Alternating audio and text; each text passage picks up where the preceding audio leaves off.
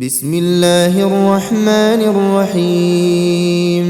الحمد لله الذي أنزل على عبده الكتاب ولم يجعل له عوجا قيما لينذر بأسا شديدا من لدنه ويبشر المؤمنين الذين يعملون الصالحات أن لهم أجرا حسنا ماكثين فيه أبدا وينذر الذين قالوا اتخذ الله ولدا ما لهم به من علم ولا لآبائهم كبرت كلمة تخرج من أفواههم إن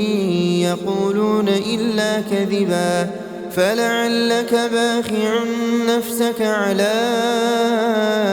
آثارهم إن لم يؤمنوا بهذا الحديث أسفا إنا جعلنا ما على الأرض زينة لها لنبلوهم أيهم أحسن عملا وإنا لجاعلون ما عليها صعيدا جرزا أم حسبت أن أصحاب الكهف والرقيم كانوا من آياتنا عجبا إذ أوى الفتية إلى الكهف فقالوا ربنا آتنا من لدنك رحمة وهيئ لنا من أمرنا رشدا فضربنا على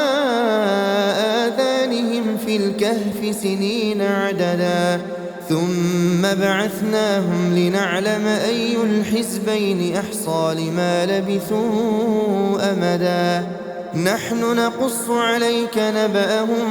بالحق إنهم فتية آمنوا بربهم وزدناهم هدى وربطنا على قلوبهم إذ قاموا فقالوا ربنا رب السماوات والأرض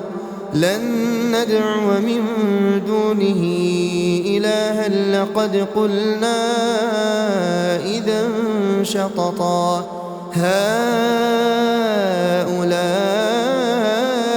قومنا اتخذوا من دونه آلهة لولا يأتون عليهم بسلطان بين فمن أظلم ممن افترى على الله كذبا وإذ اعتزلتموهم وما يعبدون إلا الله فأووا إلى الكهف ينشر لكم ربكم من رحمته ويهيئ لكم من أمركم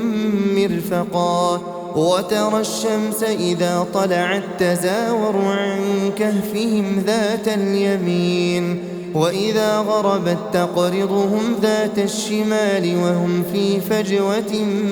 منه ذلك من آيات الله من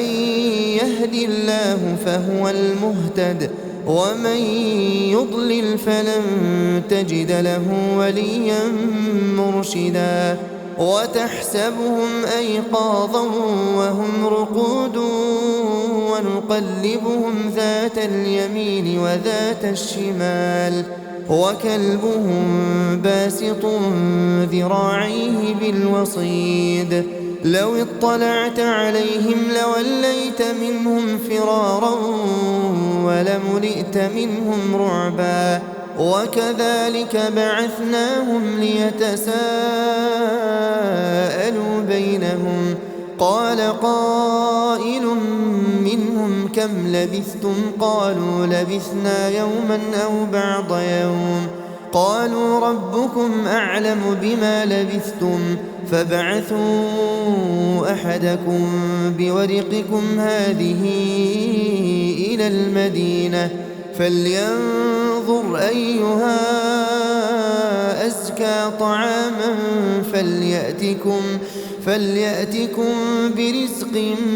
منه وليتلطف ولا يشعرن بكم أحدا إنهم إن يظهروا عليكم يرجموكم أو يعيدوكم في ملتهم ولن تفلحوا إذا أبدا وكذلك أعثرنا عليهم ليعلموا أن وعد الله حق وأن الساعة لا ريب فيها إذ يتنازعون بينهم أمرهم فقالوا ابنوا عليهم بنيانا ربهم أعلم بهم قال الذين غلبوا على أمرهم لنتخذن عليهم مسجدا سيقولون ثلاثة رابعهم كلبهم ويقولون خمسة سادسهم كلبهم رجما بالغيب ويقولون سبعة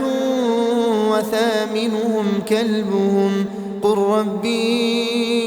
أعلم بعدتهم ما يعلمهم إلا قليل فلا تمار فيهم إلا مراء ظاهرا ولا تستفت فيهم منهم أحدا ولا تقولن لشيء إني فاعل ذلك غدا إلا أن يشاء الله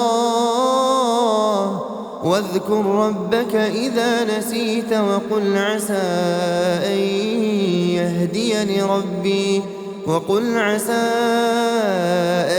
يهديني ربي لأقرب من هذا رشدا ولبثوا في كهفهم 300 سنين وازدادوا 9 قل الله أعلم بما لبثوا له غيب السماوات والأرض أبصر به وأسمع ما لهم من دونه من ولي ولا يشرك في حكمه أحدا واتل ما أوحي إليك من كتاب ربك لا مبدل لكلماته ولن تجد من دونه ملتحدا واصبر نفسك مع الذين يدعون ربهم بالغداة والعشي يريدون وجهه ولا تعد عيناك عنهم تريد زينة الحياة الدنيا ولا تطع من أغفلنا قلبه عن ذكرنا واتبع هواه وكان أمره فرطا وقل الحق من ربكم فمن شاء فليؤمن ومن شاء فليكفر إنا أعتدنا للظالمين نارا أحاط بهم سرادقها وإن يستغيثوا يغاثوا بماء كالمهل يشوي الوجوه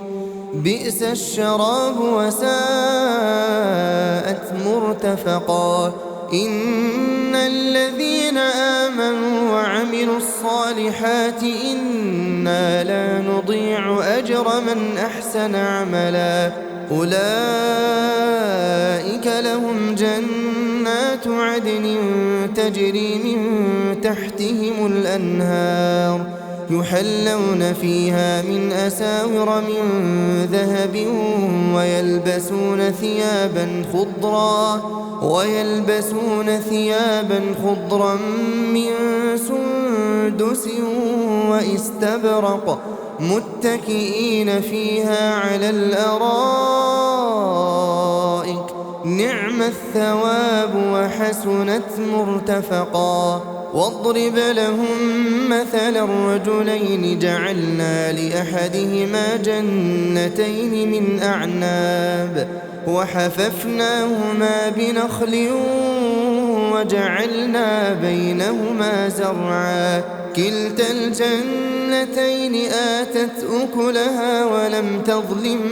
منه شيئا وفجرنا خلالهما نهرا وكان له ثمر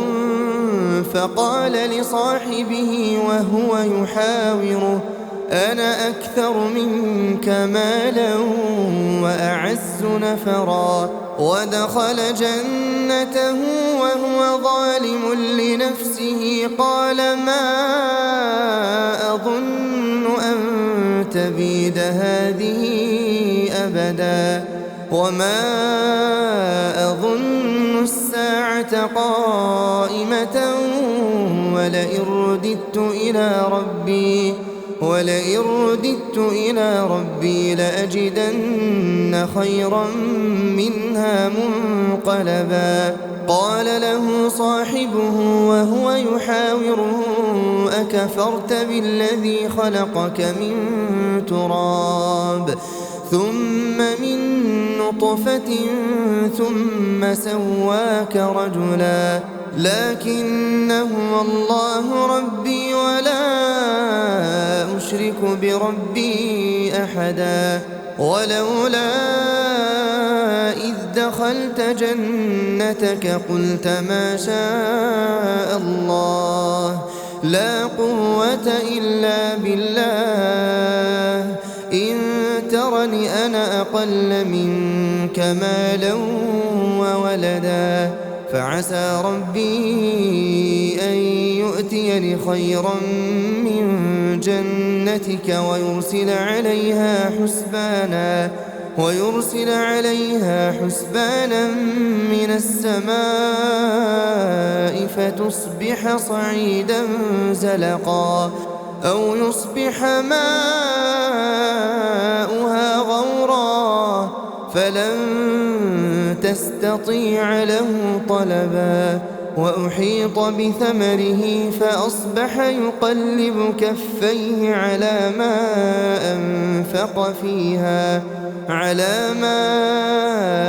أنفق فيها وهي خاوية على عروشها ويقول يا ليتني لم أشرك بربي أحدا ولم تكن له فئة ينصرونه من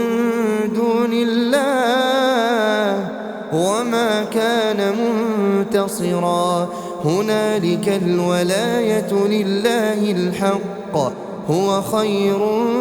ثوابا وخير عقبا واضرب لهم مثل الحياة الدنيا كماء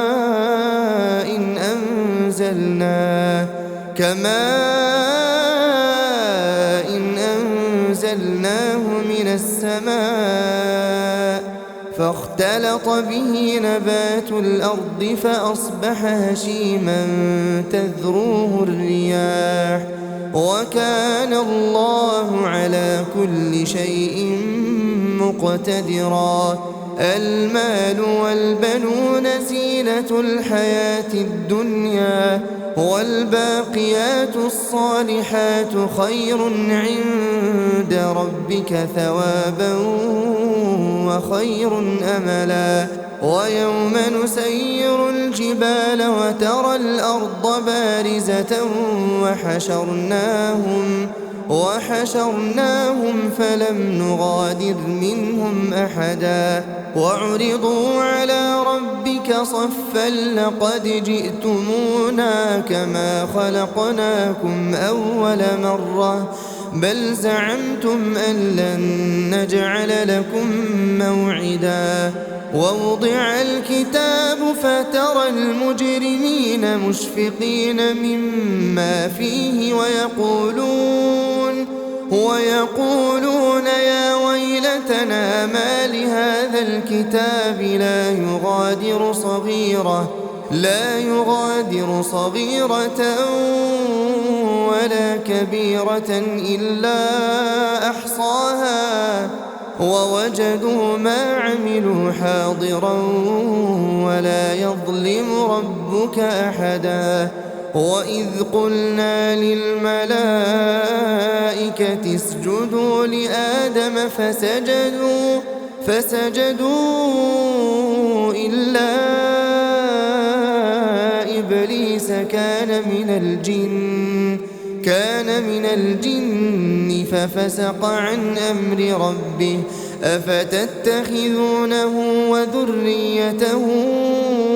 أولياء من دوني وهم لكم عدو بئس للظالمين بدلا ما أشهدتهم خلق السماوات والأرض ولا خلق أنفسهم وما كنت متخذ المضلين عضدا ويوم يقول نادوا شركائي الذين زعمتم فدعوهم فلم يستجيبوا لهم وجعلنا بينهم موبقا ورأى المجرمون النار فظنوا أنهم مواقعوها ولم يجدوا عنها مصرفا ولقد صرفنا في هذا القرآن للناس من كل مثل وكان الإنسان أكثر شيء جدلا وما منع الناس أن يؤمنوا إذ جاءهم الهدى ويستغفروا ربهم إلا أن تأتيهم سنة الأولين أو يأتيهم العذاب قبلا وما نرسل المرسلين إلا مبشرين ومنذرين ويجادل الذين كفروا بالباطل ليدحضوا به الحق واتخذوا آياتي وما أنذروا هزوا ومن أظلم ممن ذكر بآيات ربه فأعرض عنها ونسي ما قدمت يداه إنا جعلنا على قلوبهم أكنة أن يفقهوه وفي آذانهم وقرا وإن تدعهم إلى الهدى فلن يهتدوا إذا أبدا وربك الغفور ذو الرحمة لو يؤاخذهم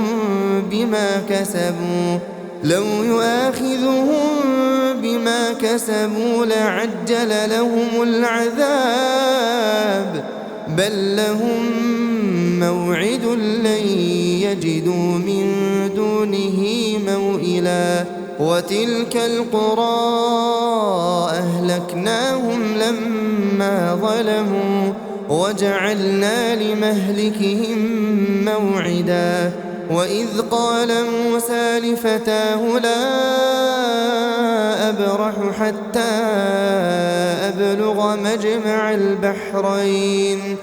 حتى أبلغ مجمع البحرين أو أمضي حقبا فلما بلغا مجمع بينهما نسيا حوتهما فاتخذ سبيله في البحر سربا فلما جاوزا قال لفتاه آتنا غداءنا لقد لقينا من سفرنا هذا نصبا قال أرأيت إذ أوينا إلى الصخرة فإني نسيت الحوت وما أنسانيه إلا الشيطان أن أذكره واتخذ سبيله في البحر عجبا قال ذلك ما كنا نبغي فارتدا على آثارهما قصصا فوجدا عبدا من عبادنا آتيناه رحمة من عندنا وعلمناه من لدنا علما قال له موسى هل أتبعك على أن تعلمني مما علمت رشدا قال إنك لن تستطيع معي صبرا وكيف تصبر على ما لم تحط به خبرا قال ستجدني إن شاء الله صابرا صابرا ولا أعصي لك أمرا. قال فإن اتبعتني فلا تسألني عن شيء حتى أحدث لك منه ذكرا. فانطلقا حتى إذا ركبا في السفينة خرقها قال أخرقتها لتغرق أهلها لقد جئت شيئا إمرا. قال ألم أقل إنك لن تستطيع معي صبرا. قال لا تؤاخذني بما نسيت ولا ترهقني من أمري عسرا. فانطلقا حتى إذا لقيا غلاما فقتله قال أقتلت نفسا زكية بغير نفس لقد جئت شيئا نكرا. قال ألم أقل لك إنك لن تستطيع معي صبرا. قال إن سألتك عن شيء بعدها فلا تصاحبني قد بلغت من لدني عذرا. فانطلقا حتى إذا أتيا أهل قرية استطعما أهلها فأبوا أن يضيفوهما فوجدا فيها جدارا يريد أن ينقض فأقامه. قال لو شئت لاتخذت عليه أجرا. قال هذا فراق بيني وبينك سأنبئك بتأويل ما لم تستطع عليه صبرا. أما السفينة فكانت لمساكين يعملون في البحر فأردت أن أعيبها وكان وراءهم ملك يأخذ كل سفينة غصبا. وأما الغلام فكان أبواه مؤمنين فخشينا أن يرهقهما طغيانا وكفرا فأردنا أن يبدلهما ربهما خيرا منه زكاة وأقرب رحما. وأما الجدار فكان لغلامين يتيمين في المدينة وكان تحته كنز لهما وكان أبوهما صالحا فأراد ربك أن يبلغا أشدهما ويستخرجا كنزهما رحمة من ربك وما فعلته عن أمري ذلك تأويل ما لم تسطع عليه صبرا. ويسألونك عن ذي القرنين قل سأتلو عليكم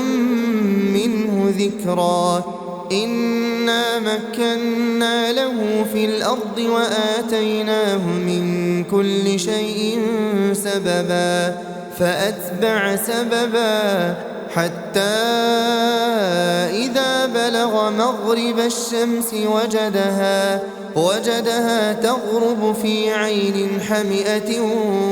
ووجد عندها قوما قلنا يا ذا القرنين إما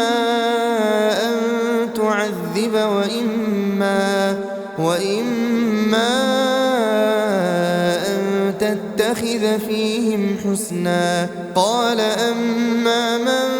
ظلم فسوف نعذبه ثم يرد إلى ربه فيعذبه عذابا نكرا. وأما من آمن وعمل صالحا فله جزاء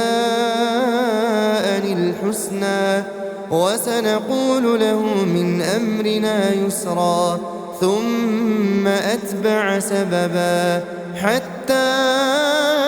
إذا بلغ مطلع الشمس وجدها تطلع على قوم لم نجعل لهم من دونها سترا كذلك وقد أحطنا بما لديه خبرا ثم أتبع سببا حتى إذا بلغ بين السدين وجد من دونهما قوما لا يكادون يفقهون قولا قالوا يا ذا القرنين إن يأجوج ومأجوج مفسدون في الأرض فهل نجعل لك خرجا على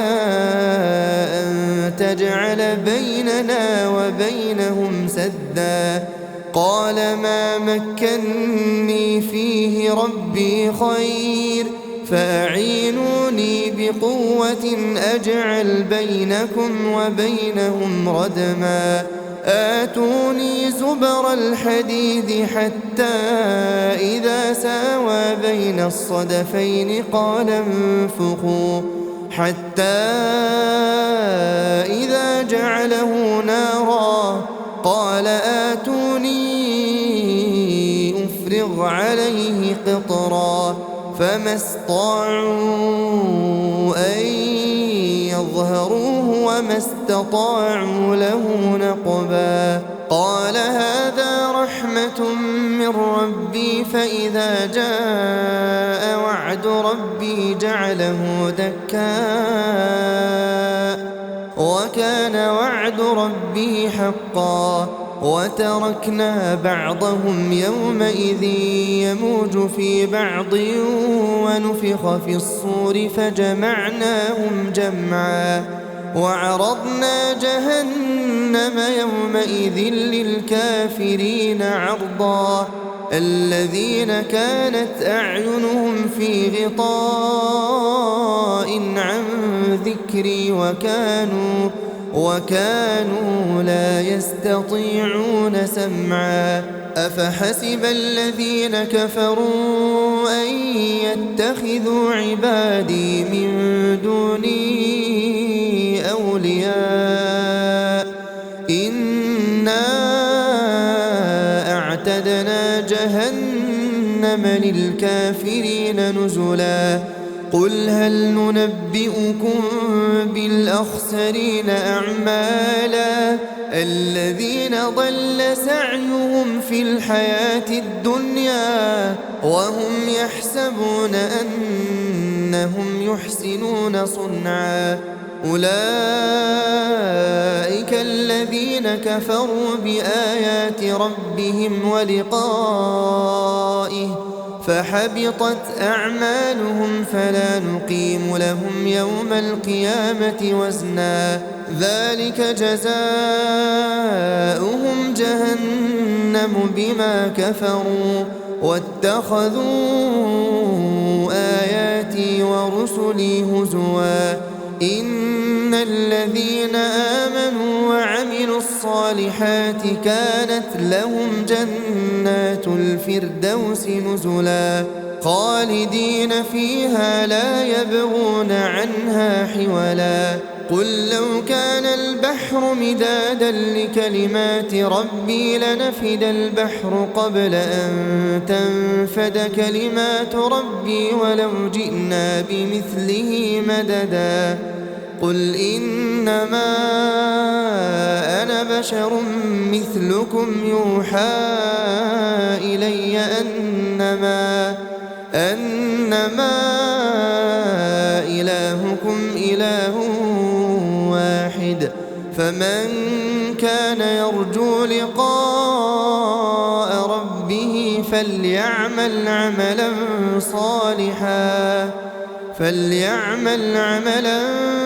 صالحا ولا يشرك بعبادة ربه أحدا.